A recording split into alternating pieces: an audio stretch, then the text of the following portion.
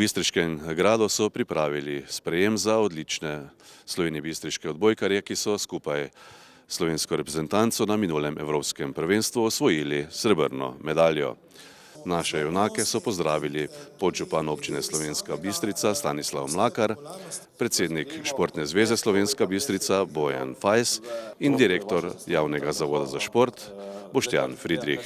Prisluhnimo, kaj so po sprejemu naši odbojkarji povedali za Studio Bistrica. V petem nizu ob 3:0 servis, tudi kontro smo imeli v zraku, sigurno smo bili zelo napaljeni, kako bi lahko rekel po slovenski, nervozni, ampak bili smo zelo blizu zmage in mislim tudi, da bi tista točka lahko marsikaj obrnila, ampak nikoli ne bomo vedeli. Tako da bila je pa res tekma, bila zelo težka iz psihičnega vidika, tudi fizično, kajti odigrali smo prejšnji dan proti Poljski, smo igrali enih najdaljših setov v zgodovini, igrali smo zadnji set 56 minut in je bilo težko zbrati tudi vse moči, da bi prišli nazaj na 100% fizično pripravljenost tudi v finalu, ampak mislim, da smo odigrali tudi na zelo visoki ravni, ampak na koncu žal nam je zmanjkalo malo sreče. Zagotovo ste pa lahko več kot ponosni, kot ste rekli. Pa sigurno, iz dneva v dan se spreminja v glavi, no to prvi dan sigurno, ko zgubiš finale, sigurno nisi zadovoljen, ker vsak, ko pride tako daleč, si želi zlata.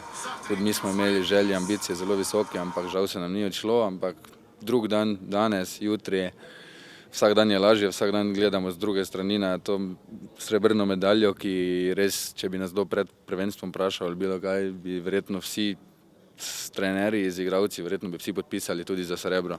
Tako da na koncu sigurno smo ponosni tudi na to. Ja, sigurno želja je bila ogromna, no, s tem ciljem smo tudi šli na prvenstvo. Žal nam je zmanjkalo spet malo, no, tretjič. Res mogoče, ne vem, nimamo sreče ali nam ni usvojena ta zlata medalja, ampak v bistvu, ko smo prespali, smo se spet zavedli, no, da smo res naredili en super rezultat. Tudi drugo mesto je zelo lep dosežek, tako da moramo biti ponosni na to. Ko smo se pogovarjali pred prvenstvom, bi verjetno nam je bila tiha želja seveda zlata medalja, ker je še nimamo, ampak vsi smo pa vedeli, da če pridemo med 4 najboljše oziroma v boj za medaljo, bomo veseli, moramo biti veseli, ker vseeno je v Evropi se igra najboljša odbojka, tu so olimpijski prvaki Francozi, svetovni prvaki Poljaki, Rusija je zmeraj na lestvicah med top 4, tako da mislim, da smo lahko res veseli tega dosežka. Žiga Štern, zaradi poškodbe niste mogli pomagati svojim reprezentantom, svojim igralcem, tako kot bi si seveda sami želeli. Kako je bilo s klopi spremljati te dramatične boje evropskega prvenstva?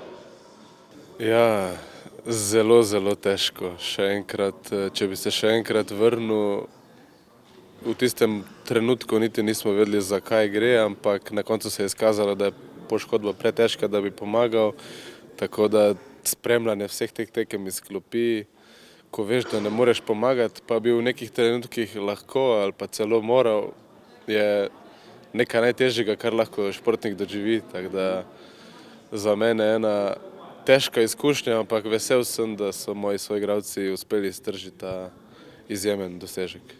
Res je to izjemen dosežek, čeprav so bili takrat po porazu, po 5 nizih v finalu zelo razočarani, oziroma ste bili vsi skupaj.